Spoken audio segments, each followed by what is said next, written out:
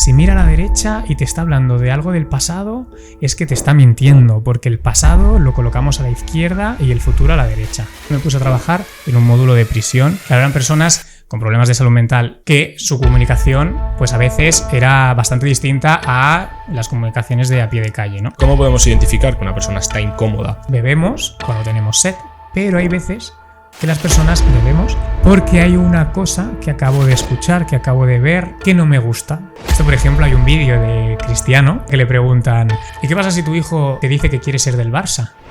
¿Va al vaso? Imposible. Tiene los genes de papá, no... Imposible. Biden, su línea de base que hemos visto como un poco más cansado, que a veces incluso se pierde, y Trump todo lo contrario. Es un hombre que gesticula muchísimo, es muy auténtico. ¿Cómo podemos causar buena impresión en una primera cita? Usando el lenguaje no verbal. Vamos a ello. Mira. Iván, muchas gracias por venir al podcast de Deep Talk. Gracias por confiar en el proyecto. Muchas gracias a ti. Me gustaría empezar leyéndote una frase relacionada para introducir el tema, que dice lo siguiente: la comunicación no verbal representa aproximadamente el 93% del impacto total de un mensaje. Según Albert Mehrabian, psicólogo conocido por sus estudios sobre la comunicación no verbal, el 55% proviene de los gestos y la postura, el 38% del tono de voz y solo el 7% de las palabras habladas. ¿Por qué dirías que es tan importante comprender la comunicación no verbal? Mira, vamos a empezar porque de este estudio han salido muchas frases, muchos posts, mucha incluso publicidad de cursos de comunicación no verbal. Y antes de hablar un poco de la comunicación no verbal, la importancia, y que es muy importante, me gustaría dar un apunte de esto, porque lo utiliza muchísima gente. Albert Mehrabian, que es el autor de este estudio científico, habla de esto, ¿no? De que el 7% de la comunicación verbal cuenta no solo esto, ¿no? Un 7%. Luego está el 38% de la paraverbal, que se llama, que es el cómo hablamos, la entonación, la velocidad, el volumen. Y luego habla del 55%, que es el no verbal. Este porcentaje, 93%, de que la comunicación no verbal es el 93% de la comunicación. Ojo, hay que cogerlo con pinzas, porque Mehrabian, que incluso luego salió, creo que hay un vídeo en YouTube de una entrevista que salió como a desmitificar esto, la gente ha cogido como sus conclusiones y las ha cogido con pinzas. Es importante tener en cuenta que el 93% de la comunicación no es no verbal, ¿vale? Hay una importancia dentro de la comunicación que es verbal. Y la comunicación no verbal sin la verbal no tiene mucho sentido.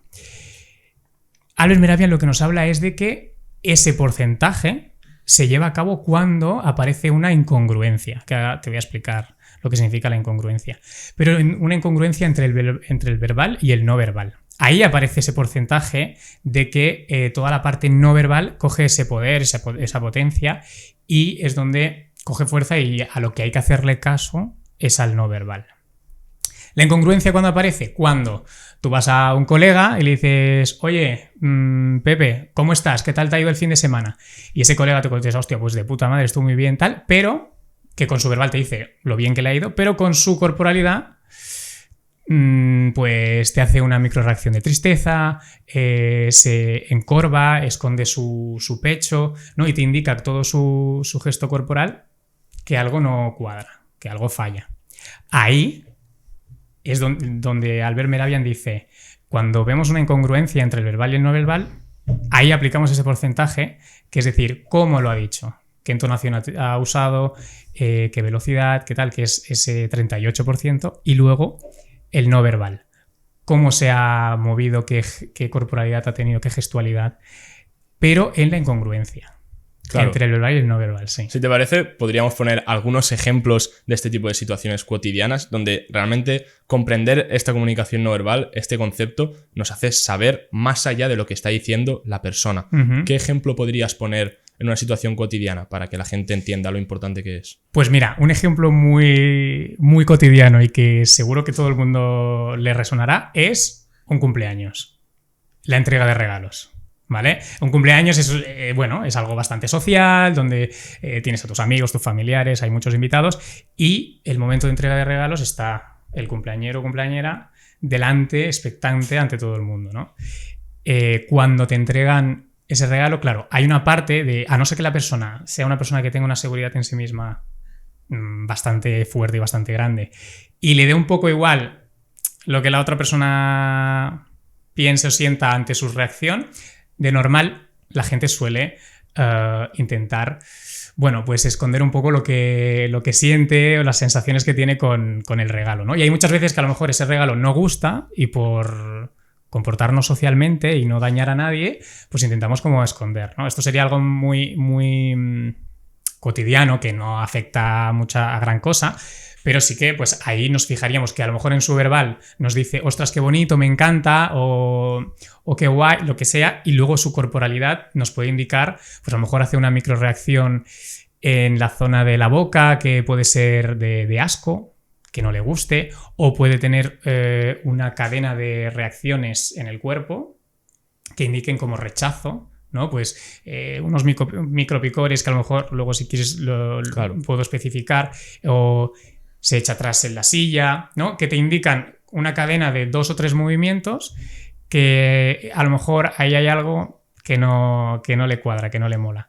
Y se puede partir desde algo tan cotidiano y simple como eso, a si eres profesor de una escuela y ves a tus alumnos entrar y les preguntas qué tal les ha ido el fin de semana y uno de ellos te contesta bien y ves en su corporalidad que va mal, o si sufre algún tipo de acoso escolar y lo esté escondiendo.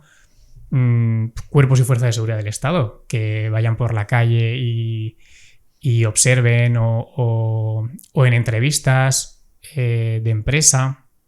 Claro. O sea, es decir, todo lo que sea comunicación con personas, tanto laboral como personal, que todo el mundo estamos en interacción, eso te puede servir para detectar esa incongruencia y saber un poco más allá de lo que la otra persona te dice. Pues Iván, yo creo que ha quedado súper claro que es algo muy importante. Ajá. Y seguramente, o espero que más adelante en el podcast podamos ir comprendiendo exactamente para poder estar en la situación de ese cumpleaños y decir, uy, me parece que no le ha gustado el regalo. Sí.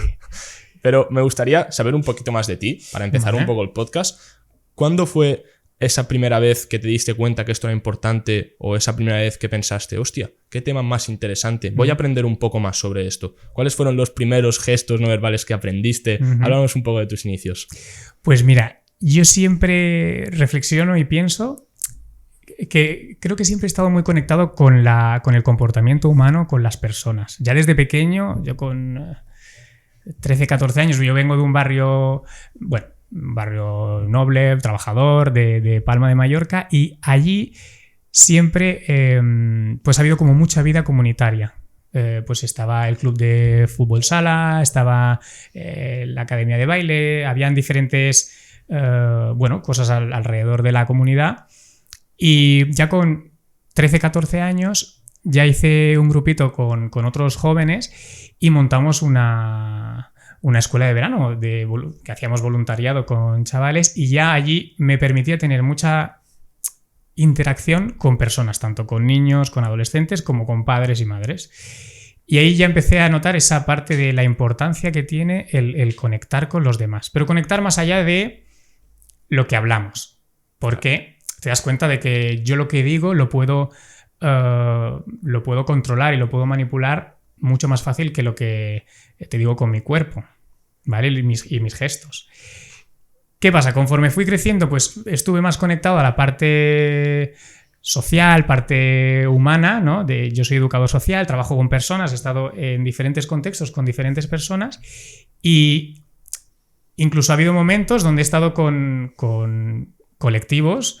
Por ejemplo, yo con 22 añitos, al salir de la carrera, trabajaba en el centro de prisión, estaba en prisión. Es decir, con 22 años, recién salido de la carrera y de las prácticas en un centro de menores, y luego ya me puse a trabajar en un módulo de prisión de allí de Palma de salud mental. Claro, eran personas con problemas de salud mental grave, que su comunicación pues a veces era bastante distinta a las comunicaciones de a pie de calle, ¿no? Y ahí también me hizo clic de decir, necesito conectar con estas personas más allá de lo que me digan, ¿no? Y conforme fui avanzando, me fue resonando más la parte del no verbal, la importancia de la corporalidad. Y fue después del COVID que ya, como toda la parte de cuarentena, el encerrarse, la desconexión con las personas, fue ahí que dije, ostras, toda la parte de la mascarilla que evitaba el poder ver la gestualidad, los gestos faciales de la otra persona, si sonreía, si no. Pues todo esto me llamó la atención y dije, yo quiero aprender a conocer y a conectar más con la otra persona a través del corporal. Claro, me parece súper interesante. Me gustaría volver un poquito atrás a esa parte o ese momento que has dicho que estuviste con gente, pues psicópatas o lo que fuera. ¿Qué rasgos no verbales viste en esa gente que no vemos en la gente pues más normal en ese aspecto? ¿Cómo podemos, en este caso, diferenciar a este tipo de personas? Claro, cada persona tiene es su mundo, es una historia. Y aunque tengan el mismo tipo de patología, esa persona se va a desarrollar o va a socializar de una manera totalmente distinta a otra. Claro. Ojalá hubiera una guía y un detalle, decir, vale, si hace X gestos es un psicópata integrado, si hace X gestos tiene manía persecutoria. No lo hay. Sí que es verdad que una cosa bastante curiosa es que, claro, nosotros, las personas, interactuamos y hacemos gestos y nuestra corporalidad cambia dependiendo de el estímulo que tengo delante o el estímulo que tengo yo interiormente. Porque yo puedo estar ahora hablando contigo y que tú me hagas X gestualidad, pero es que a lo mejor es porque te estás acordando de que ayer tuviste una discusión con tus padres.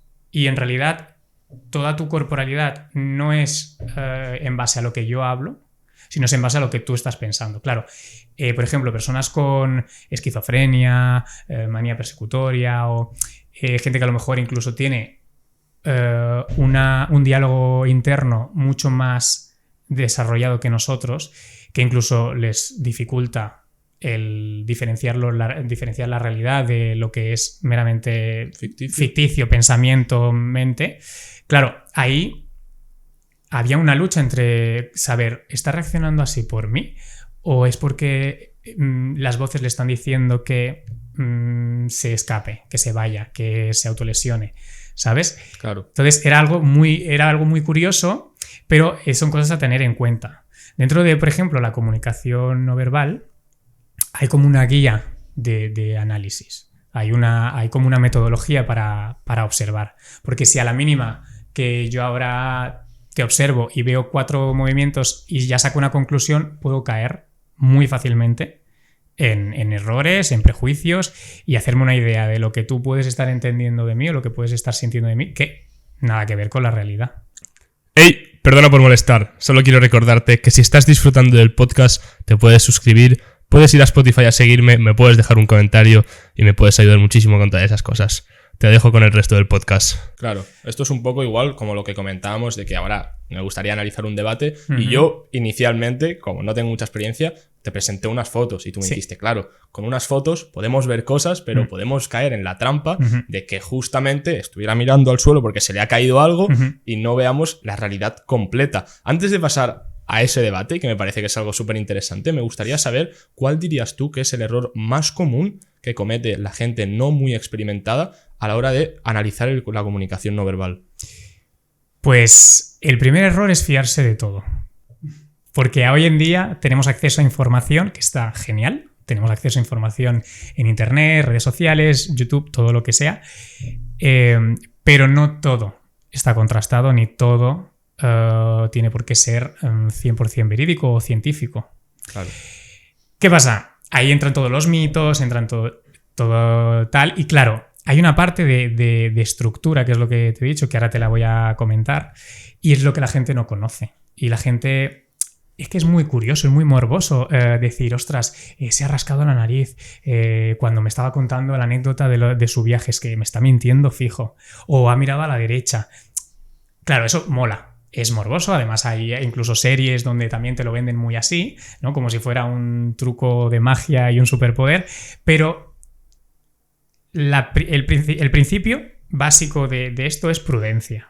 O sea, una vez tú te pones a observar y analizar, hay que ser prudente.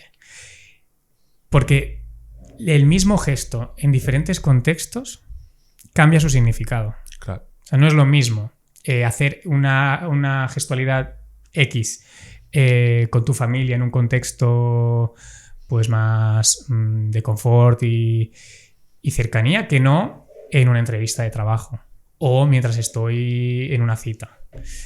Cambia mucho. Entonces, primero hay que tener en cuenta el contexto en el que estamos.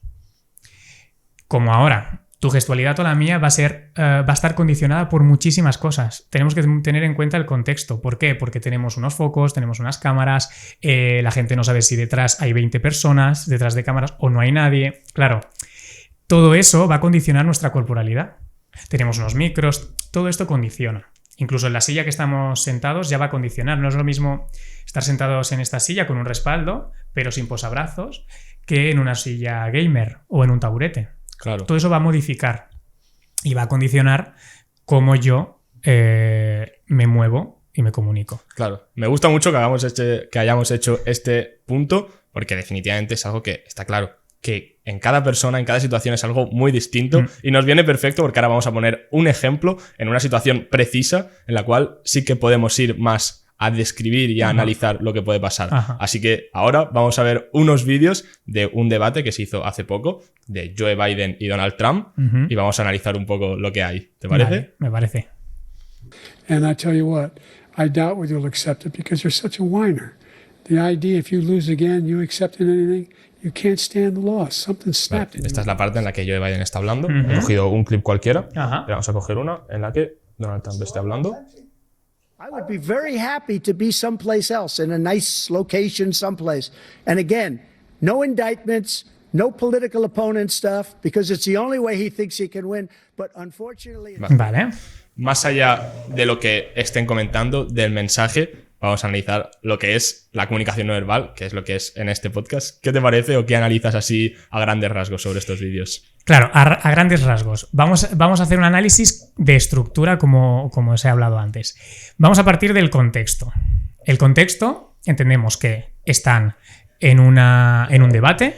Es un debate televisado, con público y algo bastante como importante porque se están jugando el tema de las elecciones, los votos, todo esto, ¿vale? Hay una importancia. ¿Esto qué quiere decir? Ha habido una preparación detrás de todo esto. Hay asesores, hay guión, hay apuntes, hay toda una preparación previa que va a condicionar la corporalidad de ambos, ¿vale? Ambos candidatos. Que incluso van a tener, y seguro que han tenido, consejeros que les han dicho cómo tienen que moverse o qué cosas sí que deben de hacer y qué cosas no deben de hacer. Después partimos de esto, que es lo más general. Vamos a lo llamado estatua, que es la línea de base. Esta estructura se llama SAM, ¿vale? Para empezar, el primero, partimos como del bosque y luego vamos el árbol y la rama. El SAM, la S de SAM sería la estatua, que también se puede llamar como línea de base. ¿Cuál es la línea de base de ambas personas? Esto es, qué corporalidad, qué gestos traen cada uno ya de su casa, ya traen incorporados en su comunicación, en su personalidad. Vale. ¿Qué los harían? Son movimientos que harían hablando de una cita que tuvieron o hablando de un partido de fútbol, como hablando de la presidencia, como en un debate que seguramente intentarán controlar un poco más. Pero ¿qué corporalidad tiene? Y hablando en rasgos generales, pues si suelen elevar más los hombros, si suelen tener un pecho más abierto o más encogido. Esto, pero en general, ¿para esto qué tendríamos que tener en cuenta? Otros vídeos o otras situaciones, pues debates anteriores o entrevistas que hayan hecho en televisión. Sería súper bueno verlos en entrevistas donde les hagan preguntas que no se esperen, porque esos son respuestas auténticas, momentáneas, donde sí que van a aparecer corporalidad totalmente espontánea, totalmente auténtica, ¿vale? Claro. Una vez tenemos clara esta estatua, esta línea de base, Biden, su línea de base que hemos visto, pues es un hombre que, bueno, los dos ya tienen su edad, pero Biden lo estamos viendo como un poco más cansado, que a veces incluso se pierde, con con una corporalidad como más encogida, y Trump todo lo contrario, ¿no? Lo vemos como más seguro de sí mismo, siempre con sus muecas. O sea, Trump es un hombre que gesticula muchísimo, es muy auténtico. Es que hay una cosa que luego, si quieres, lo hablamos, el tema de la autenticidad, que es muy importante, pero Trump es auténtico, Trump tiene poco filtro. Entonces, mientras habla Biden, pues gesticula, se ríe, hace muecas, ¿vale? Todo esto no lo filtra. Eso forma parte de su estatua, de su línea de base. Luego, ¿qué pasamos? A la actitud interior, la A de Sam, actitud interior, que es cómo están en este momento estas dos personas. ¿Qué actitud interior tiene? Que sobre todo se centra en la parte del ego, la parte del pecho. ¿Está más abierto o más cerrado a la conversación? ¿Están más apetentes, más cercanos, o están un poco más distantes y más en otra película, en otra historia? ¿Vale? Eso sería la actitud interior, es cómo está la otra persona en el momento. Este momento es un momento de entrevista, un momento de preguntas y de debate. La actitud interior de Trump, seguridad, un ego expandido, ¿vale? Hay un concepto que se llama el expego, que es la unión de dos palabras, que es de expansión y ego. El expego se puede ver también en los animales, ¿no? Por ejemplo, un gato o un perro, cuando se sienten atacados o cuando se sienten intimidados, que se inflan, o la danza de los pájaros para hacerse como grandes, para llamar a la hembra, ¿no? Pues esto del reino animal se extrapola también a las personas, a los humanos, de que también nos hacemos grandes cuando nos sentimos seguros, orgullosos, tenemos fuerza y firmeza, incluso cuando vamos a atacar también. ¿Qué vemos aquí la diferencia en la actitud interior de ambos? Un Trump con un expego muy sacado, muy salido, con mucha seguridad, incluso tiene un sagital superior, ¿vale? Que esto hace referencia también al orgullo, a la superioridad, ¿no? Una barbilla elevada. Sin embargo, Biden, todo lo contrario. Tiene el ego muy hacia adentro, muy escondido. Su sagital, su barbilla, normalmente decae hacia abajo. Aparentemente, aparte de que también mira mucho los apuntes, tiene como un sagital más inferior, que esto, a lo contrario del superior, nos da información de que pues me sitúo por debajo, introversión, timidez, ¿vale? No estoy seguro de la situación que estoy viviendo, ¿vale? Claro. Esta sería la A. Y luego vamos a los micro movimientos, la M de Sam, que ya son las pequeñas cositas que aparecen en momentos determinados. Es decir, por la ley de causa-efecto. Yo te lanzo una pregunta o te lanzo una afirmación y tú me haces 2 o 3, una cadena de micromovimientos, micropicores o microgestos en la cara, etc. Pero es importante causa-efecto, no sacarlos de contexto. Claro, aquí causa tenemos poca porque está todo muy preparado y tienen mucho control de su corporalidad. No hay, es lo que te he dicho, no hay preguntas espontáneas. Claro. O sea, seguro que tienen un listado y saben. ¿Qué pasa? Sí que vemos algunas micro reacciones, sobre todo en Biden, cuando tiene los lapsus, ha tenido un lapsus famoso que hablaba del COVID y lo metió ahí cuando no tenía, que sí que se le acelera el parpadeo, que se llama un parpadeo psicoafectivo. Ese parpadeo psicoafectivo hace referencia a que vives una emoción fuerte. Es una emoción fuerte, intensa, sentida, que puede ser positiva o negativa, y eso hace que se te acelere el parpadeo. Justo también lo hace en momentos cuando tiene un lapsus, ¿no? En el lapsus del COVID, hace ta, se le acelera el parpadeo, cierra los ojos, ¿no? Es como que resetea el discurso que está diciendo y como que vuelve en sí y va a mirar a sus apuntes, ¿no? Es decir, a ver, ¿por dónde iba, no? Vuelvo un poco a este momento. Claro, que en este caso imagino que es negativo. Es negativo, claro. O sea, se acaba de equivocar hablando solo en su discurso y se ha liado él solo. Que incluso luego Trump aprovecha esta baza y dice, pues yo no me he enterado de nada de lo que ha dicho. No, es como... Cierto. Lo coge y además con una mueca, una media sonrisa, además que es una media sonrisa y elevada. Entonces, cuando tu comisura del labio sonríe un poco y se eleva hacia arriba, es una sonrisa de desdén, de desprecio, ¿no? Un poco de me sitúo por encima de ti, con todo mi sagital superior, con mi corporalidad de poder y encima esa sonrisa de desdén, me estoy situando por encima de ti, te estoy dejando por el suelo. Claro. ¿Sabes? Entonces, ¿qué importancia dirías tú que tiene, ahora yendo más a la A para ir paso a paso, esta confianza y este ego a la hora de ganar un debate o una discusión cotidiana? Porque desde luego es algo que, bueno, yo no estoy en la piel de Biden, entonces no lo puedo saber, pero no creo que sea muy agradable que tu rival se comporte así porque ya inconscientemente te sitúas tú mismo en una posición de inferioridad. ¿Qué importancia crees que tiene esta comunicación no verbal para ganar el debate? Es muy importante, muy importante. Además, en ese papel estás luchando por defender tu puesto para la presidencia de Estados Unidos, que no es poca cosa. O sea, no estás yendo a una entrevista de trabajo en un trabajo normal y sencillo, no. Estás vendiendo una imagen a todo el pueblo de por qué deben de votarte a ti y no al que tienes al lado. Entonces, la gente va a confiar en una persona más segura de sí misma, más tranquila y que tenga una comunicación más efectiva.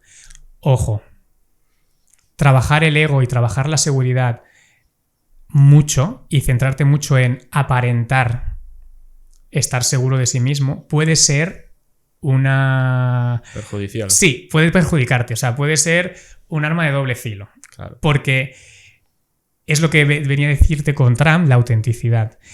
Tú tienes que luchar para sentirte seguro, para sentirte bien, pero si tú no muestras autenticidad a la otra persona te va a ver como algo falso, no auténtico, forzado, ¿vale? Trump es un presidente que ya desde años atrás ha demostrado ser auténtico. Más allá de lo que defienda o no defienda, yo esto no... Ahí no me mojo. Claro. Su comunicación es auténtica.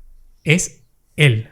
Y le da igual tener o no tener filtro a la hora de comunicar X situaciones. Ahora el otro día salió, no sé si es un vídeo moderno o más antiguo, pero salió una comparativa de cómo Obama notificaba la muerte de Bin Laden y cómo Trump ha notificado la muerte de un terrorista del ISIS, que era uno de los cabecillas. Obama lo hizo como muy oficial, muy serio, muy sereno. Trump ha empezado a hacer chistes, ¿no? Como si fuera algo ínfimo, como si fuera algo de... La gente se descojonaba y estás hablando de que acabas de asesinar a una persona, sea lo que sea, pero acabas de asesinar a una persona y una persona que es el jefe de una cédula terrorista. O sea, es un tema importante. Claro. Pues él se lo lleva al humor, se lo lleva a la gracia. Él no tiene... Es muy auténtico. ¿Qué pasa? Eso las personas, aunque no sean expertas en comunicación no verbal, lo reciben. Tus neuronas espejo se activan, que son esas neuronas que te permiten la empatía, te permiten conocer el estado emocional de la otra persona. Tus neuronas espejo se activan y te dicen, ostras, esta persona es auténtica. Lo que me dice con su verbal concuerda perfectamente con su corporalidad. Y lo percibo como algo mejor, algo auténtico, algo que sigue la línea. Una persona que se esfuerza muchísimo en aparentar seguridad, en aparentar control, claro, puede estar bien si lo trabajas muchísimo, tanto hasta el punto de interiorizarlo, ¿no? Fíngelo hasta serlo, ¿no? Esto, genial. Pero, ojo, porque si intentas medir al milímetro tu gestualidad para aparentar seguridad y no la estás sintiendo realmente, eso puede provocar en la otra persona que, con sus neuronas espejo, como hemos dicho, te perciba como alguien... hay algo que no me cuadra, no acabo de conectar con él porque no lo estoy viendo del todo fiable, ¿sabes? Y esa confianza que buscabas tener es exactamente lo contrario. Eso es, claro. Y en gestos como, por ejemplo, hace poco cuando se intentó asesinar a Donald Trump, que se levantó la mano. O sea, yo creo que vemos eso, unas ganas de decir, soy el mejor, tengo más carisma que los demás, pero... Como mencionabas antes, puede que haya un límite de eso, en el sentido de, puede llegar a ese punto en el cual, sí, eres muy extrovertido, muestras mucha carisma, pero la gente ya empieza a hacerse pesado este tipo de situaciones. Para personas que nos estén viendo y quieran denotar seguridad, ¿dónde dirías tú que está el límite de es demasiado? O sea, no te rías tanto de... no hagas tanto chistes de esta situación tan seria. ¿Cómo podemos evitar pasarnos de la raya? Claro. ¿Sabes qué pasa? Él se lo puede permitir. Él se lo puede permitir, pero porque tiene ya un círculo hecho, un círculo grande. Entonces, él... y cuando tú eres auténtico, eso es una cosa que hay que tener en cuenta, vas a tener los dos bandos. Vas a tener quien esté afín contigo y quien case con tu manera de comunicar, sí, con tu discurso y tu manera de comunicarte, claro. Y quien no. ¿Vale? El no mojarte o el estar un poco entre medias, estás como que no acabas de conectar 100% con alguien ni no conectar con nadie, ¿no? Claro, los límites, yo diría que los límites tienen que ser el respeto a la otra persona. Mi libertad acaba donde empieza la tuya. Entonces, yo puedo ser muy auténtico y que me apetezca ahora descargar y, no sé si se puede decir, cagarme en todo, pero yo no voy a faltarte al respeto a ti porque yo necesito ser auténtico. ¿Vale? Claro. Ahí hay una parte, yo diría que el límite está en el respeto hacia los demás. ¿Que hay gente que le funciona porque le da un toque de humor, le da un toque de tal? Sí. Lo que has dicho antes del intento de asesinato de Trump, yo creo, esto es una opinión personal, pero que ese día lo hicieron ganador. Totalmente. O sea, ese día, y además cómo utiliza el momento, decir, ostras, te estás poniendo en peligro más aún de lo que ya estás porque te acaban de disparar. Viene todo el cuerpo de seguridad, la secreta, y tú los paras para hacer se escucha, como le dice, espera, dame un momento. Dame un momento y boom. Y le sacan la foto, que es la foto de un héroe, de un superviviente que acaba de sobrevivir. O sea, la han hecho ahora víctima. Le acaban de hacer una víctima que acaba de sobrevivir a un atentado y eso le da una fuerza, que incluso hizo un movimiento donde sus seguidores se ponían un parche en la oreja. O sea, ya hizo hasta un símbolo, un icono no verbal, o sea, totalmente gestual, que ya les identificaba como comunidad, ¿no? Estamos todos contigo porque tú acabas de sobrevivir. Y encima, en este momento, tú vas, haces el puño con la bandera detrás, con la seguridad ahí defendiéndote. Bueno, que claro, es que te acabas de proclamar ganador absoluto. Claro, literalmente. Y es lo que decías, al final eso es autenticidad, porque eso no lo tenía en un guión. Eso es reacción rápida, natural, que probablemente luego estarás súper feliz de haberla hecho, pero no lo has hecho para estar feliz después, lo has hecho porque realmente sentías que querías hacerlo. Y siguiendo por ese tema de la M, los gestos más específicos, cuando en este caso, por ejemplo, Biden mira abajo mientras está hablando, no mira a los ojos a la persona a la que está dirigiendo ese mensaje, ¿qué quiere decir ese tipo de gestos? Yo creo que en ese momento podríamos llevarlo un poco a la parte de introspección, de qué está pensando, que seguramente también, pero hay que tener en cuenta que ahí viene el contexto, que encima del atril de la mesa tienen un guión. Y ese guión, Biden yo creo que lo repasa constantemente y está en un discurso interno, que es lo que hemos hablado antes, ¿no? Pensando qué es lo que voy a contestar, qué es lo que voy a decir después, o yo entiendo que viene un poco a la lectura. Hay una microreacción, hay un gesto en Biden que también lo hace durante ese discurso, durante ese debate, que es lo contrario que he dicho antes. Que antes hemos hablado del parpadeo psicoafectivo, que es cuando se te acelera el parpadeo. Biden también tiene momentos de parpadeo cognitivo, que es una ausencia de parpadeo. La gente, si se fija, se queda durante varios segundos largos sin parpadear. Nosotros, de normal, solemos parpadear una vez cada 2-3 segundos, ¿vale? Sería un parpadeo normal. Cuando hay una ausencia de parpadeo, que estás durante más segundos sin parpadear, es porque hay una carga cognitiva mayor. Es decir, tu mente está trabajando más. Esto es, por ejemplo, cuando recurrimos a la memoria, cuando intentamos recordar algo que nos cuesta, o cuando incluso hacemos un cálculo matemático que nos cuesta, mi carga cognitiva trabaja más, por tanto, mi parpadeo disminuye y me quedo con una mirada fija o una mirada perdida.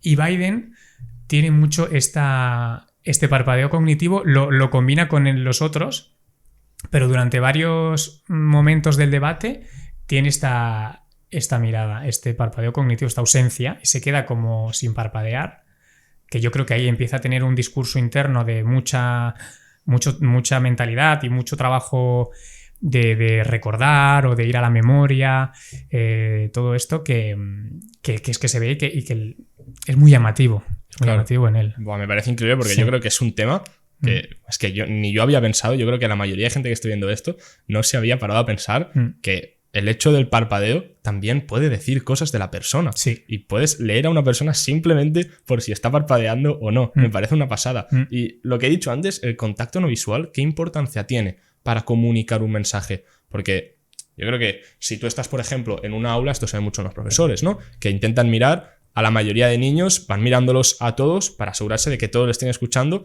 y igual para hacer sentir al chico que le está hablando a él. ¿Qué importancia dirías que tiene la mirada a los ojos de la persona que tienes delante? Es crucial.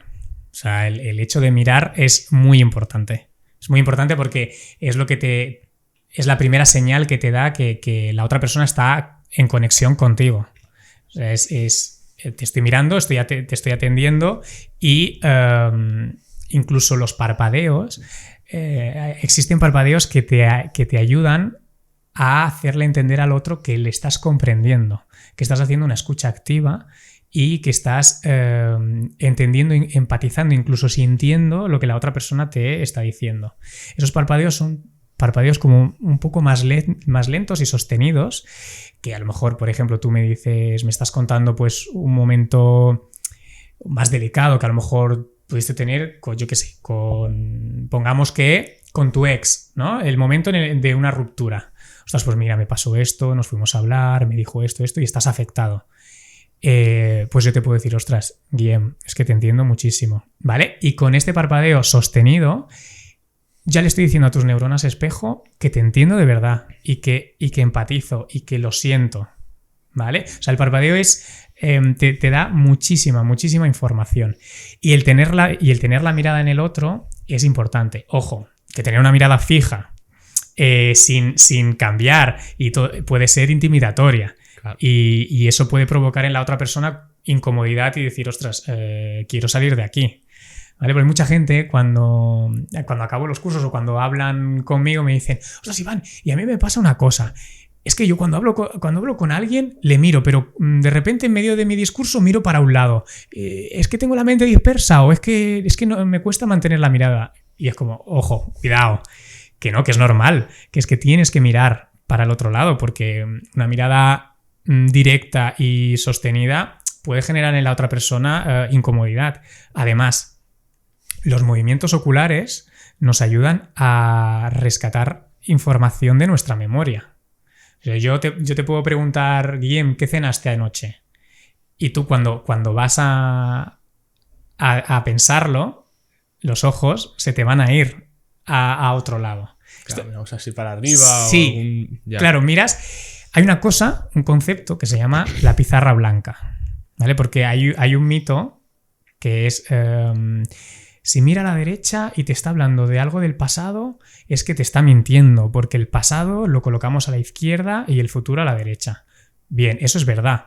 Gracias a nuestra escritura, es verdad una parte, ojo, gracias a nuestra escritura, que escribimos de izquierda a derecha, cuando nosotros gesticulamos con las manos, yo sí que voy a poner el pasado en mi izquierda y te voy a decir, pues ayer hice esto y mañana haré lo otro, ¿vale? O si tengo que enumerarte, voy a enumerarte de izquierda a derecha, ¿vale? Pues mira, tienes que comprar patatas, café y huevos, ¿vale? O sea, yo sí que voy a ir en esa numeración por nuestra escritura. La escritura árabe, que empiezan al revés, de derecha a izquierda, sitúan el pasado a la derecha y el futuro a su izquierda. Esta es la única gestualidad que puede cambiar entre culturas por la escritura. El movimiento ocular de los ojos, nada que ver con que si yo miro a la derecha y te estoy hablando del pasado, te estoy mintiendo. Porque tendría que estar mirando a la izquierda. No. Hay una cosa que se llama la pizarra blanca, que es el lugar, y cada uno tiene cada uno la suya. Es donde miramos todos, cada uno, de normal, cada vez que intentamos recordar cosas. Mi pizarra blanca puede estar siempre ahí abajo a la derecha, pero es que la tuya puede estar arriba a la izquierda. O la de otro puede estar abajo. Es decir, cada uno tiene la suya. Claro. Yo ahora, si me pusiera a preguntarte, Guillem, ¿qué ropa llevabas ayer? Y tú, pues si quieres contestar... Pues la camiseta para el podcast la misma, lavada, y pues unos tejanos. Vale. ¿Qué desayunaste ayer? Huevos, una tortilla como todos los días. Vale. Sí, es que ahora ya me estoy sí. fijando y estoy mirando para allí. Es claro, que, claro. te tendría que hacer 2 o 3 preguntas más, calibrarlo con unas 10 preguntas, pero ya podría ir diciendo, con 2 que te he hecho, que tu pizarra blanca la tienes derecha arriba. Sí. ¿Vale? Porque las 2 veces que te he preguntado y has ido a recordar, has mirado ahí. Qué pasada. ¿Sabes? Entonces, cada uno tiene la suya y si tú me miraras fijamente y me contestaras, a mí me chirriaría. Diría, web, no ha mirado al lado, no ha acudido a la memoria. Me está mirando fijamente. Esto normalmente se utiliza en detección de mentira, es un como mini punto para la detección de mentira. No quiere decir que esa persona te está mintiendo si te mira fijamente. Es un mini punto. Es un mini punto de decir, vale, me está haciendo un discurso de lo que hizo hace 2 meses, de dónde estuvo el martes a las 5:35 de la tarde, y me está diciendo toda la retahíla de la historia sin quitarme ojo. Es como la típica frase de mírame a los ojos y dime que es verdad o dime que no es verdad, dime que no estuviste con esa persona, ¿no? Esta frase típica de cuando quieres que alguien te diga algo con confianza y le decimos mírame a los ojos, vale, spoiler, te puede mirar a los ojos y mentirte perfectamente, porque mi discurso controlado, mi discurso aprendido va a hacer, 1, que tenga ausencia de parpadeo, porque voy a tener más carga cognitiva, tengo que contarte una historia inventada, y 2, puedo mirarte perfectamente porque la estoy recordando, o sea, estoy recitando algo que no ha pasado, no tengo que recurrir a la memoria y mirar a un lado o a otro. Claro, yo creo que esto es algo que nos puede haber sorprendido a muchos, porque algo que pensamos mucho es que si se queda pensando es que está mintiendo, porque está formulando lo que nos puede decir. Y claro, en este aspecto es al revés. Si se queda pensando, simplemente porque lo está recordando. Si te lo dice directamente es porque es lo primero que le ha venido a la cabeza. Entonces, ahí es donde está la mentira, no cuando se queda pensando. Claro. ¿Qué otros mitos podemos destacar en este aspecto? Mira, de la mentira, casi todo. Porque no te puedes quedar con un solo ítem, un solo gesto que te indique mentira. No existe nada, ningún gesto corporal que por sí solo te diga que la otra persona te está mintiendo. Y si hay gente que vende cursos diciéndote esto, eso es la gran mentira. No, eso es el mayor mito. Si se rasca la nariz, miente. Si, lo que hemos dicho, si mira a la derecha mientras habla del pasado, miente. Todo eso son mitos, no existe. Al igual que no hay una palabra que por decir esa palabra significa que está mintiendo la otra persona, tampoco lo hay un gesto. No existe. Hay diferentes ítems o marcadores que te pueden indicar que la otra persona está siendo más sincera o menos, pero nunca darte al 100% una señal fiable de que está mintiendo. Es más, a día de hoy no existe ninguna herramienta, ni metodología de análisis, ni de observación que te indique y que te dé una fiabilidad del 100% en la detección de mentira por el lenguaje corporal o no verbal o el cómo hablo o el paraverbal. No existe. O sea, incluso las pulsaciones. Las pulsaciones pueden indicarte nerviosismo. Claro.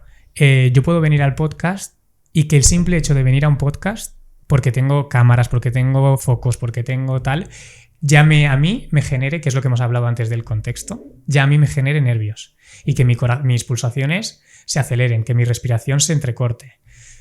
Claro, eso no quiere decir que yo te esté mintiendo.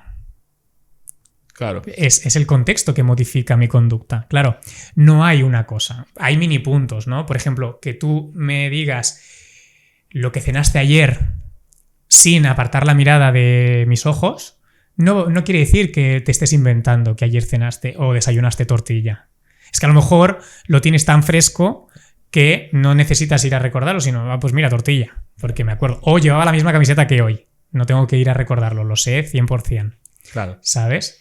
Entonces, dentro de la mentira hay mucho mito, muchísimo. Incluso hay un autor, un investigador inglés, se llama Albert Brigg, que es uno de los más potentes dentro de la investigación en la detección de mentira. Hizo un metaanálisis. Un metaanálisis es que coges investigaciones científicas, estudios científicos que se han hecho durante toda la vida, y los unes y haces una comparación de los resultados de todos. Y hizo un metaanálisis de todas las investigaciones de detección de mentira que se habían hecho. Y el resultado que sacó era que hay mayor porcentaje de detección de mentira, mayor, que no quiere decir un 100, mayor, Claro. de detectar una mentira en la otra persona solo con el verbal, más que si solo nos fijamos en el no verbal. Es decir, si yo solo escucho un diálogo, hay un mayor porcentaje de fijarme en X, cómo habla, qué dice, cómo es el discurso, mayor porcentaje de detectar una mentira solo escuchando un audio que solo viendo unas imágenes sin escuchar el audio. Por tanto, para detectar una mentira o para analizar una conversación, una interacción, es muy importante tener en cuenta el verbal y el no verbal, tenerlos los dos juntos. Claro, encontrar ese equilibrio y, bueno, sí, esa comparación de que los dos estén alineados. Pero claro, por eso es importante comprender los dos. Tendremos otros podcasts de comunicación, así que hilado con este, podremos descubrir quién te está mintiendo, seguro. Pues me gustaría hablar de algún gesto más. Por ejemplo, si cruza las piernas, por ejemplo, la comunicación con las manos, si gesticula o no, pero lo dejaremos para un poquito más adelante. Vale. Así igual en 10-15 minutos, no es que lo hablemos mañana, pero me gustaría acabar de hablar de ejemplos más precisos como el debate, pero yéndonos a una situación más cotidiana que se puede sentir más gente identificada. Hablemos de los deportes de contacto. Como te he comentado antes, por ejemplo, en el boxeo, cuando te dan un golpe y haces así con la cara que no, cuando sí que te lo han dado, ¿por qué hacemos este tipo de gesticulación? ¿Qué importancia tiene para demostrar al rival una cosa u otra? Claro, tiene mucha y me voy a ir otra vez a la parte del reino animal, ¿vale? Volviendo luego al deporte que lo rescato. La comunicación no verbal ha estado siempre y está siempre en nuestro día a día.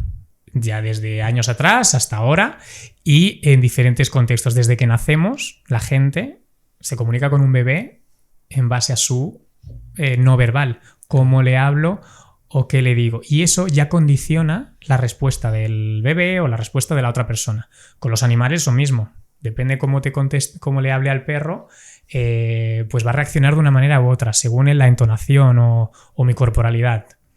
Y la respuesta entre ellos, igual. Si yo me hago grande, te intimido y defiendo mi territorio. Claro, eso se ve mucho con muchas escenas que se ha visto con un oso, que si empiezas a gritarle al oso, sí, a mostrar superioridad, un oso definitivamente te gana una pelea, pero en cambio sale corriendo. Claro, porque es la señal que tú le estás indicando, que yo soy fuerte, yo soy grande. En un deporte de contacto, la señal básica que tienes que darle a tu contrincante es seguridad y que yo aquí soy el fuerte y soy el que no me va a derrumbar nada, ni nadie.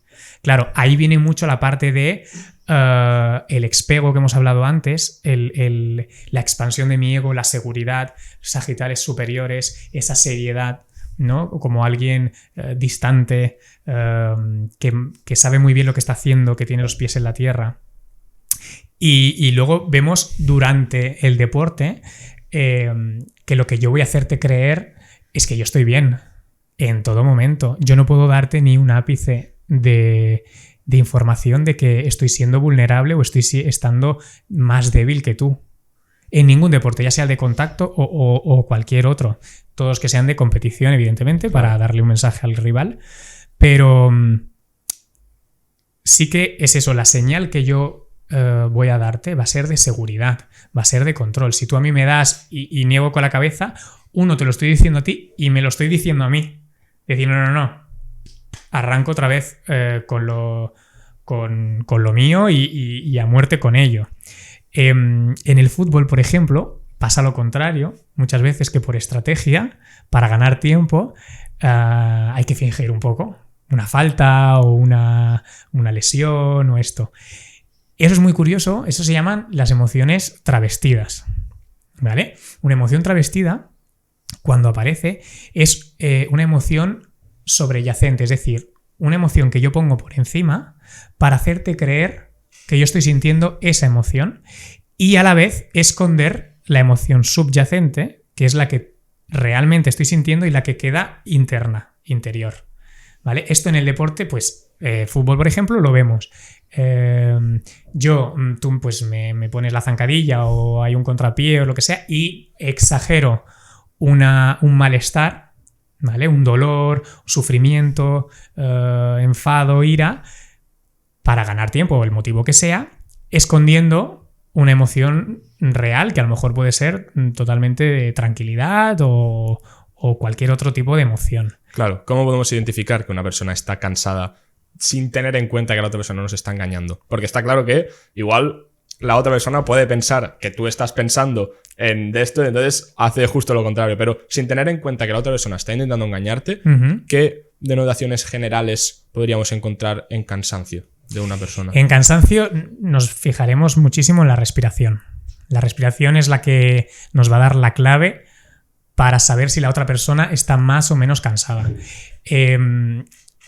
Una respiración corta, entrecortada y muy acelerada nos va a decir que esa persona está cansada, ¿vale? O suspiros exagerados donde tiene la necesidad de recoger más aire. Eso va a hacer que su pecho, sus pulmones se inflen, su pecho se infle y nosotros podamos ver si esa persona está más cansada.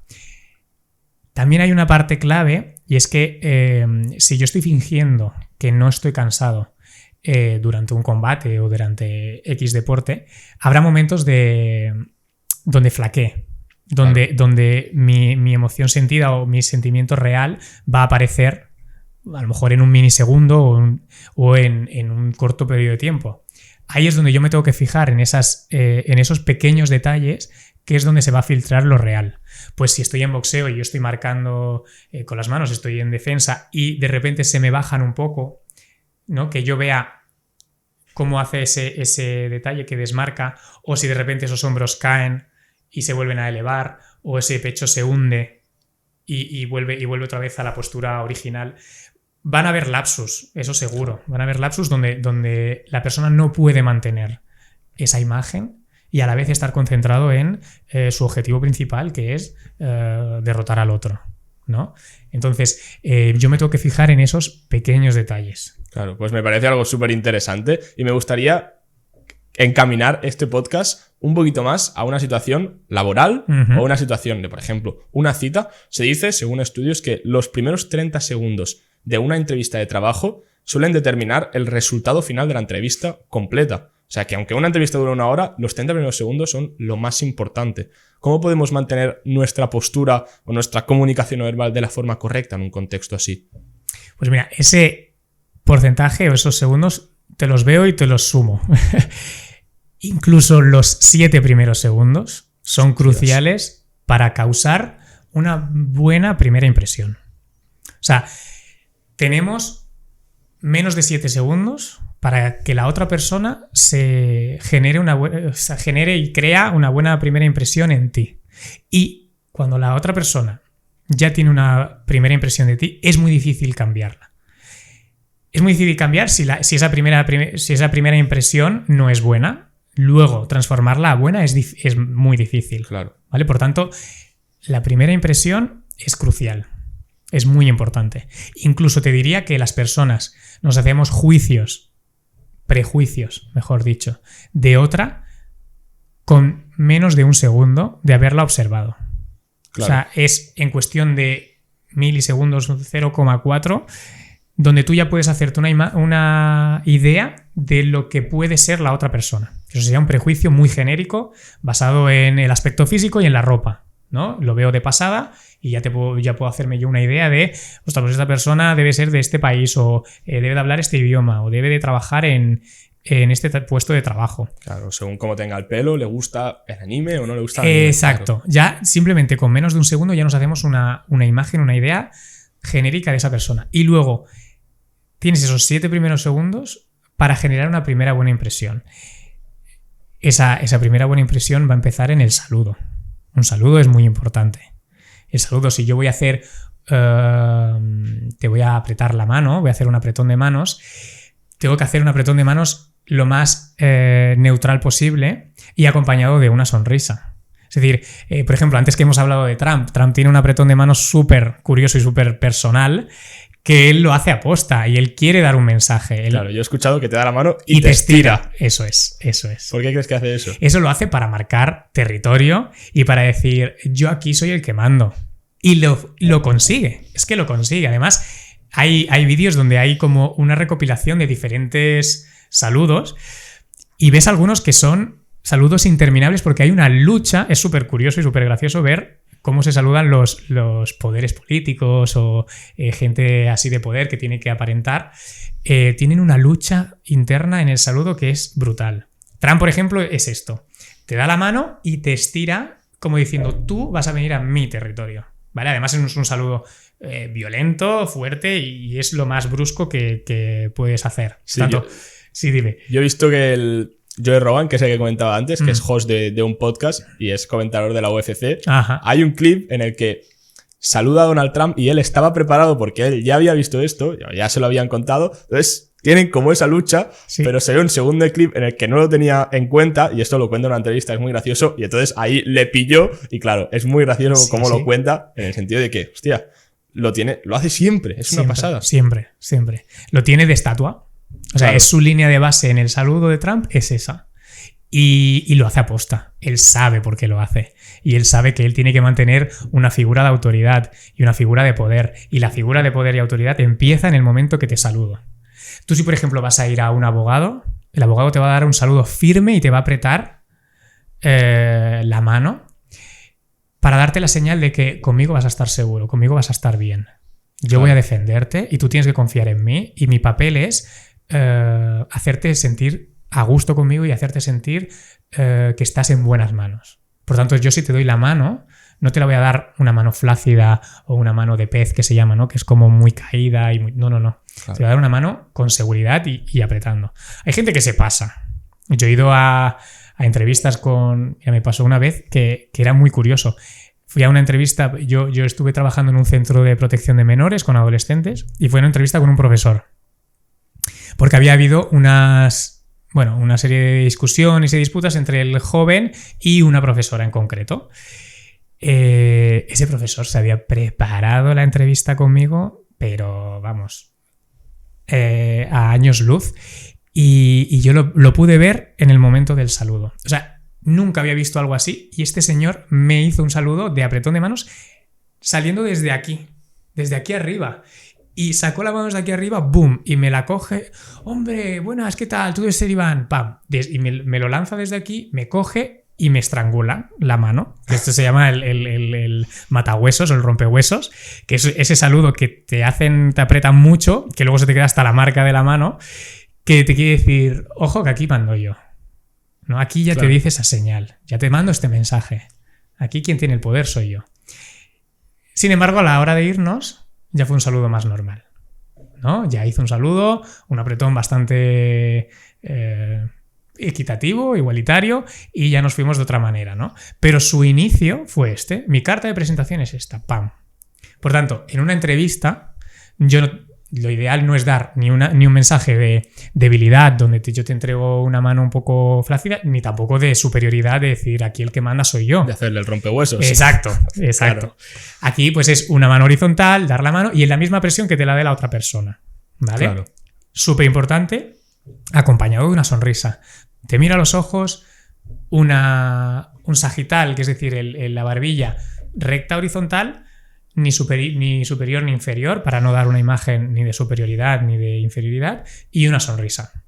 Eso son 3 puntos clave muy básicos, pero que te van a dar una primera carta de presentación bastante positiva. Y después acompañarlo, sobre todo, que es lo que hemos estado hablando hasta ahora, de la autenticidad. Podemos dar muchísimos consejos de cómo controlar tu corporalidad a la hora de ir a una entrevista, de presentarte eso, en una entrevista de trabajo y de estar y de parecer alguien seguro y alguien confiado. Pero, ojo, si no tienes tiempo para prepararla, si vas un poco a destajo a esta entrevista, ojo, concentrarte en controlar tu corporalidad y en controlar tu seguridad y aparentar ser alguien súper seguro en ti mismo, porque puedes dar esa señal de extremo control, de poca autenticidad, que es una entrevista de trabajo no va a calar, porque van a buscar un perfil determinado y si esa persona no la ven natural y no la ven que está a gusto, que está... Claro, eso va a marcar distancia. Claro. ¿Cómo podemos identificar que una persona está incómoda hablando con nosotros? Pues lo podemos identificar, uno, si esa persona intenta controlar mucho su corporalidad, lo vamos a ver porque va a tener una ausencia de movimientos. Va a intentar controlar y eso va a generar poca naturalidad. Ausencia de movimientos que te va a estar hablando súper neutro, súper controlado y da igual de lo que estéis hablando que no va a generar nada en esa persona. Que luego está la parte no consciente que no controlamos que se van a aparecer porque no los puede controlar, pero lo va a intentar. Eso sería una señal, el control, ¿vale? Un control extremo. Luego está, por ejemplo, tenemos diferentes microreacciones que pueden hacer que la otra persona pues sienta pues que hay un problema o sienta que algo no le cuadra o que quiera que esta situación pase rápido. Hay una microreacción que se llama gota de malestar que se puede hacer tanto con un vaso, una botella o lo que sea o sin nada, simplemente con la saliva. La gota de malestar es una reacción totalmente no consciente, que es el momento en el que la otra persona traga saliva o coge un vaso de agua y bebe. ¿Vale? Nosotros bebemos cuando tenemos sed, pero hay veces que las personas bebemos porque hay una cosa que acabo de escuchar, que acabo de ver o que acabo de imaginar que no me gusta y se me reseca la garganta. Y para hacer pasar ese mensaje, para que esta situación pase lo antes posible, nuestro cuerpo reacciona se reseca con humedecerla con un vaso de agua o un tragar saliva. ¿Vale? Nosotros vamos tragando saliva de normal a lo largo de una conversación. Lo ideal es verlo en un estímulo-respuesta. Si yo, por ejemplo, te pregunto, no sé, te puedo decir... Oye, Guillem, el otro día no te vi muy fino en el trabajo. ¿Qué te pasó? Porque, no sé, te puedo preguntar qué te pasó, que tuviste una discusión, tuviste tal. Y si tú, de repente, ante esta pregunta del otro día, me haces una gota de malestar y te echas atrás en la silla, por ejemplo, ya es una cadena de ítems, me está diciendo, uy, esta pregunta... quiere que pase rápido, quiere que se acabe pronto. Esto, por ejemplo, hay un vídeo de Cristiano que en una entrevista que le preguntan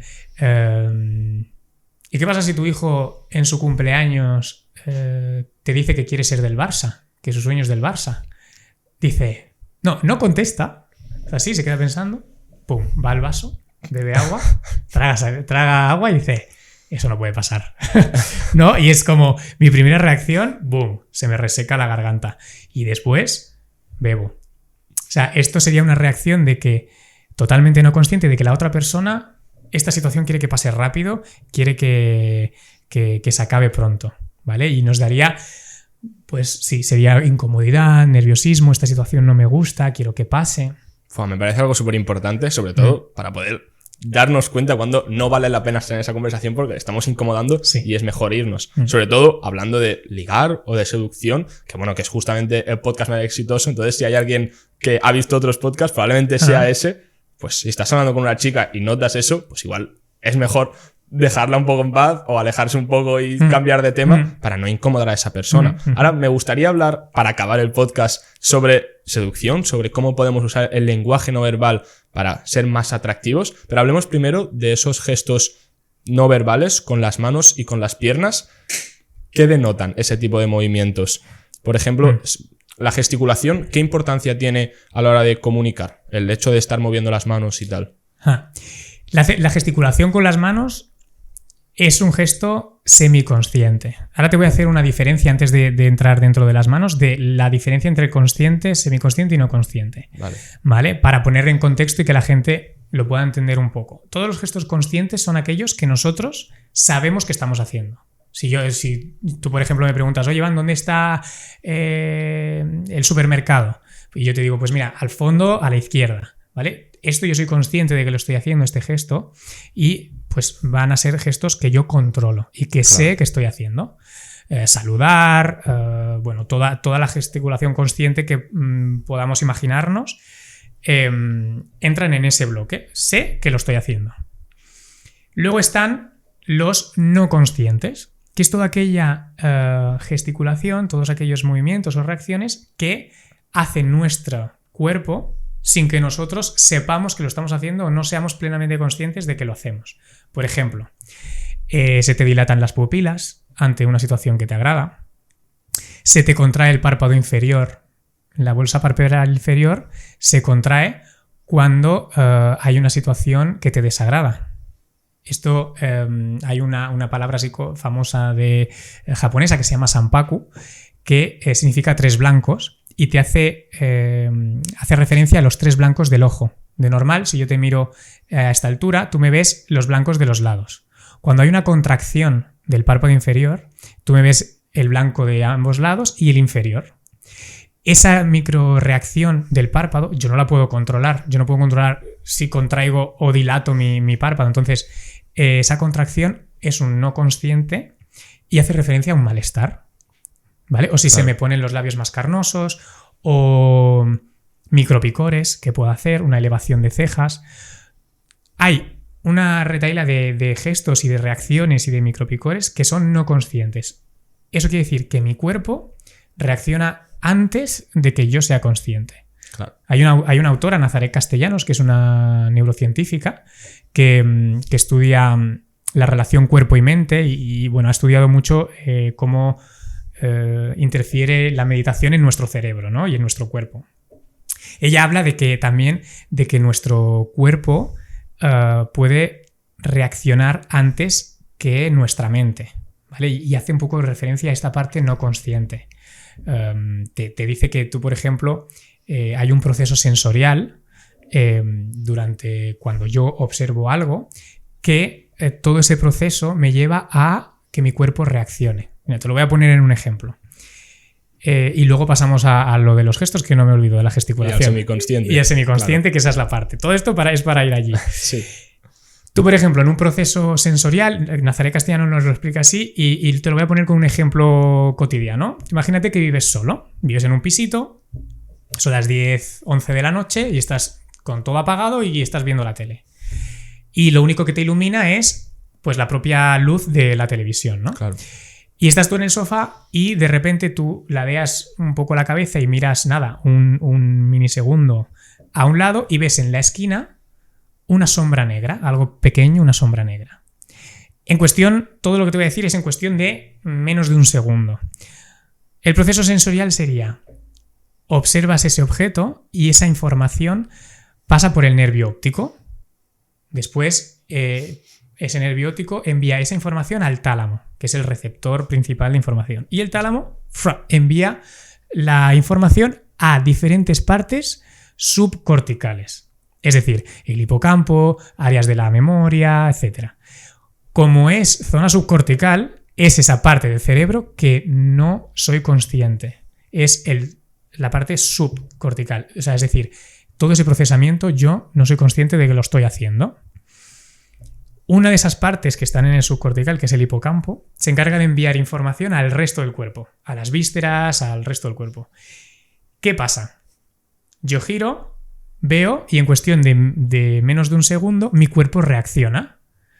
De repente pego un salto, me alejo, mis cejas, el interior de mis cejas se elevan generando como una especie de M, mis ojos se abren como platos y mi comisura de los labios desciende y mi boca se abre. Todas una cadena de microreacciones de miedo. Siento miedo, veo un salto, ¿no? Todo no consciente. Me acabo de pensar, acabo de ver una rata en la esquina de mi casa. Eso nunca lo había visto yo ahí. Claro, me asusto. Justo después de que el hipocampo pase la información, después, nada, estamos hablando de muy poco tiempo, Claro. llega la consciencia. Llega la consciencia, lo proceso, soy consciente, me paro después de haber saltado y digo, ostras, no, que son unos calcetines que me dejé yo anoche.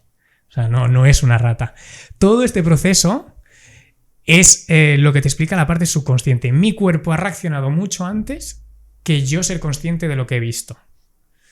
he sentido miedo o la emoción y mi cuerpo, mi reacción facial y mi corporalidad se ha modificado en base a lo sentido no consciente, no lo he podido controlar. ¿Vale? Por tanto, toda esa parte es la no consciente. Claro. Y luego está la de en medio, la semi. La semi hace referencia a lo que no controlamos de primeras, no somos conscientes de que lo estamos haciendo, pero en cualquier momento nos lo podemos llevar a la consciencia, como son los gestos con las manos. Yo ahora mismo llevamos un buen rato hablando y yo te estoy haciendo muchos movimientos de manos, mucha gesticulación, pero no soy consciente de ella. Ahora yo la puedo llevar a la consciencia y controlarla. Claro. Y ahora marcar yo lo que quiero hacer y cómo quiero mover yo mis manos. Esos son los semiconscientes. Hay una información que te puede dar el semiconsciente en la otra persona. Hemos hablado de la parte del pasado, que es si yo estoy hablando de algo que recuerdo, algo que hice, lo voy a poner a la izquierda, y algo que haré lo voy a poner a la derecha. ¿Vale? Y luego hay también otra gesticulación que es la neurosimbólica, que es hacer referencia a dónde posicionamos las cosas que nos gustan y dónde posicionamos las que no nos gustan.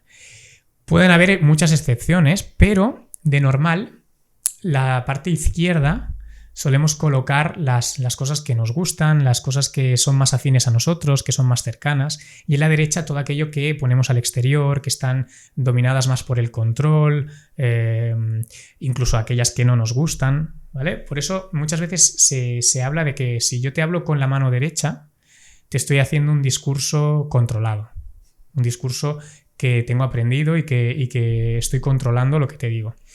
Y cuando te lo hago con la izquierda suele ser un discurso como más espontáneo, más indirecto, como que me nace de repente, ¿vale? Pero ojo, es semiconsciente. Lo puedo llevar a la consciencia y lo puedo manejar yo, claro, como yo quiera. Todo esto viene porque yo antes grababa vídeos de YouTube y mis primeros vídeos siempre tenía las manos debajo de la mesa, no movía la cabeza, no movía absolutamente nada. Claro, mi hermano, que siempre ha interesado mucho todo esto de la mente humana, me decía que gesticulara un poquito más, porque así me podía meter más en la mente del espectador, en el sentido de que comunicaba mejor porque me entendían mejor, se ponían más en el papel de lo que estaba diciendo, y es algo muy importante la gesticulación. Sí, lo es. Por eso me parecía muy interesante esta pregunta. Y lo que hemos hablado antes, algo que lo vemos mucho en el día a día, y yo personalmente me lo he preguntado muchas veces, ¿qué quiere decir cuando cruzamos las piernas? En una conversación. Sí, normalmente en una conversación, ¿qué quiere decir? Permíteme antes de ir a esta pregunta, sí, que has dicho una cosa muy curiosa, el tema de esconder las manos, y luego voy a ir a lo de las piernas. Sí. Normalmente el tema de esconder las manos debajo de una mesa hace referencia a querer desaparecer o esconderme de esta situación, ¿vale? Claro, es verdad que una gesticulación de manos enfatiza tu discurso, enfatiza todo lo que estás diciendo y conecta más con la otra persona, así como bien ha dicho tu hermano, porque le estás dando más vida, más movimiento a lo que estás hablando. Hay una cosa muy curiosa que te quería decir detrás de cámaras, pero te lo voy a decir aquí. Dímela. Te voy a decir que no te sepa mal y luego tú ya, si quieres, nos contestas. En la charla en el podcast de seducción de Héctor Latorre. Exacto. Hubo hay un cacho, hay un trozo de la conversación que él hace como una sentencia y dice, ahora no me acuerdo cómo era, pero creo que era, no sé si era para todas las mujeres, el 70% de los hombres somos feos. Sí. Algo así, sí. Creo que era. En ese momento, que ojalá yo tener el clip de qué reacción tienes justo cuando lo dice, pero cuando después se te enfoca, que ha pasado como un segundo, tú haces una cadena de ítems que yo cuando lo vi me pareció súper curioso y dije, se lo tengo que decir a Guillem. De repente, tragas saliva, y si no luego lo ves, haces una gota de malestar, elevas el mentón, haces un parpadeo y te echas atrás un poquito en la silla y ¡pum!, escondes las manos. Y tú en ese podcast, durante todo el principio, tenías las manos en la mesa. A diferencia de que las tienes más abajo, en ese estaban en la mesa. Y justo cuando dice esa sentencia, el 70% de los hombres somos feos para las mujeres. Haces trago saliva, parpadeo, me echo para atrás y escondo las manos. ¿No? Esto, claro, yo dije, hostia, qué curioso. Digo, ante esta frase, ¿qué habrá procesado Guillem, en ese momento, porque trago saliva, esta situación quiero que pase, parpadeo, una emoción sentida, me echo atrás, me alejo de la situación y me quiero esconder. O sea, fue como una cadena, un horizonte de sentido que me llevó, o sea, te lleva como a interpretar, uy, esto se aleja, quiere huir de esta situación. Claro, y yo creo que es algo incluso inconsciente, porque, o sea, ahora que me lo dices, analizándolo un poco, yo creo que lo que pensé fue, hostia, ahora todo el mundo se acaba de asustar y yo me acabo de asustar, voy a echarme un poco para atrás y dejarle a él que explique lo que acabo de decir, porque yo no sé explicar eso, a mí me sabe mal. Claro, marcar distancia, sí. No, pues es súper curioso. Y yo cuando lo vi dije, ostras, mira qué cadena de movimientos. Es muy curioso. Por eso lo de esconderlo es como de huir, de querer salir de aquí y como no estar muy presente. Me parece súper interesante, sí. Lo es. El tema de las piernas, eso lo llamamos bucles primarios, que pueden ser tanto el cruce de brazos como el cruce de piernas. También hay mucho mito con los cruces de piernas. De que si tiene la pierna cruzada está cerrado o se quiere ir. Ojo, no siempre es así. Sí que vamos otra vez a la misma línea de antes. Causa y efecto, ¿vale? Vamos a partir de la base de hace un cambio de corporalidad en el momento que se le ha presentado este estímulo. Ahí le vamos a dar importancia.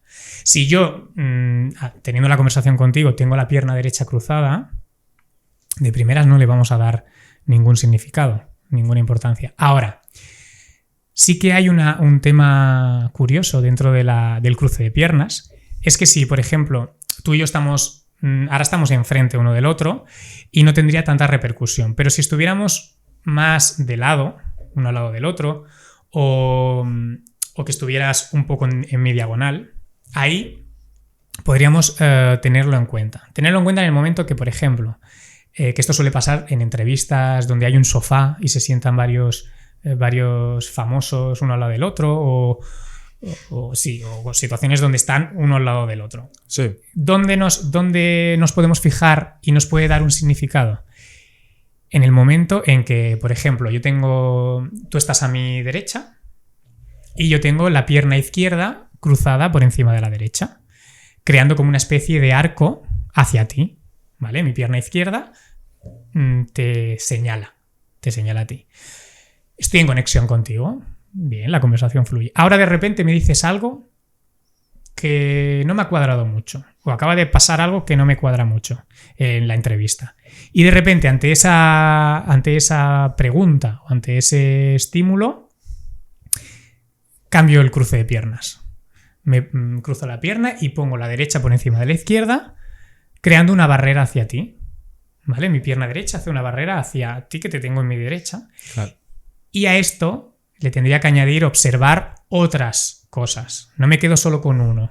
Recordamos que hay que tener como un horizonte de sentido que se le llama, que es coger 2 o 3 gestos. Pues me cruzas la pierna, bueno, en este caso soy yo, te cruzo yo la pierna, me alejo de ti y te elevo el mentón, ¿vale? Acabo de marcar una barrera contigo, me acabo de alejar, marco distancia, quiero coger distancia de la conversación y me posiciono por encima de ti, ¿vale? Ahí sí que le podemos dar un significado y decir, ostras, vale, está poniendo una barrera hacia mí, tal, se aleja, tal. Ahí tiene un significado el cruce de piernas, al igual que el cruce de brazos es lo mismo, y ahí sí que le puedo dar un significado de esto parece que no le ha gustado o se está alejando, hay algo que no ha cuadrado mucho. Hostia.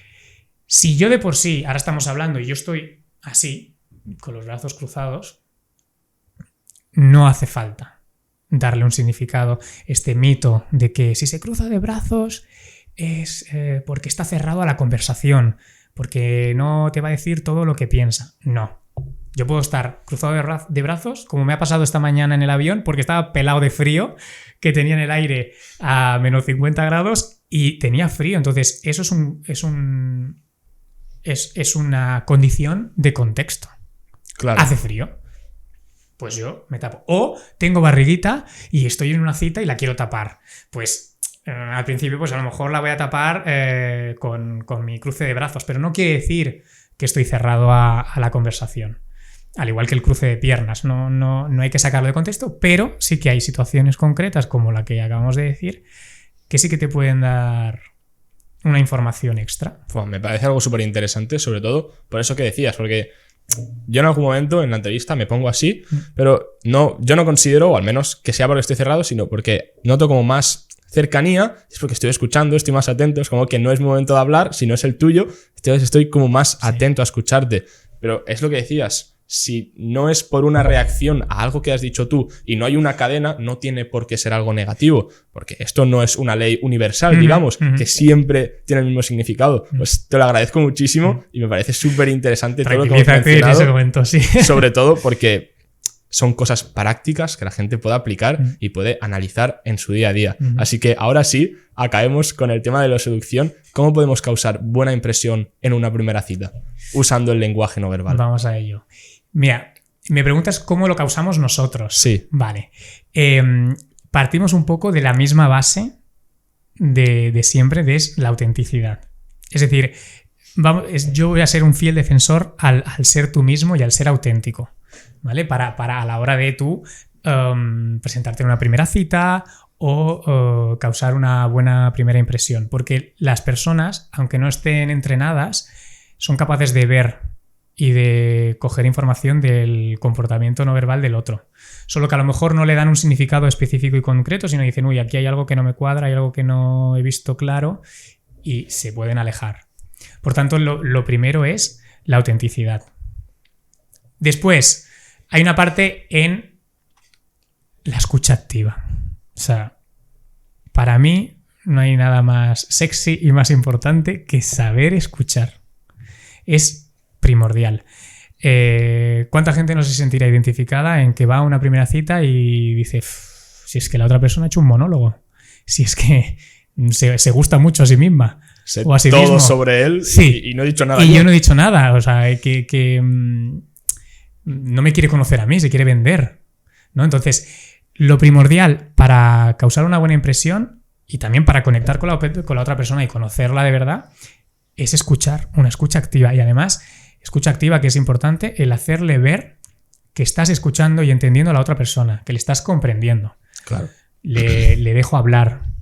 Respeto sus silencios. Los silencios son importantísimos. Los respeto e incluso le dejo su espacio para que si hay algo de lo que está hablando y se genera un silencio, que se sienta a gusto para rellenar ese silencio con más información. A la gente de por sí no le gustan los silencios, le parecen incómodos y van a hacer lo posible por rellenarlos y por tanto te van a dar como más información. Una persona se tiene que sentir a gusto de tener su espacio para hablar y no interrumpirle y no a mitad de frase sin que la otra persona haya acabado yo ya te cuento, pues mira, pues a mí también me pasó esto y incluso peor porque fue así, ¿no? Como, no, paciencia, tu ego lo escondes, el ego uno lo tiene que esconder, tiene que guardarlo y escuchar, hacerle ver a la otra persona que la entiendo, como estás tú haciendo ahora, me estás asintiendo, yo estoy percibiendo que tú me estás escuchando y me estás entendiendo, estás teniendo un parpadeo, me estás asintiendo con la cabeza, me estás acabando las frases, todo eso genera una sintonía en la interacción y en la comunicación de decir, vale, me siento escuchado, me siento comprendido, sé que está aquí y ahora, que no está pensando en sus movidas de mañana o las que tuvo ayer, ¿sabes? Claro. Incluso que luego me preguntes y que continúes con el tema que yo he empezado. Claro, eso te iba a decir. Yo creo que parte de la escucha activa es el contestar algo de lo que ha hablado. Eso es. O incluso rescatar algo que ha mencionado hace 10 minutos. Eso es. Porque entonces le estás mostrando que te parece importante y que te ha interesado lo que ha dicho. Eso es. Pues, Iván, te agradezco muchísimo que hayas venido al podcast de hoy. Ha sido algo súper interesante. Espero que te lo hayas pasado bien. Súper bien. Muchas gracias. Mirándonos a los ojos y sonriendo. Y nos vemos en el próximo capítulo.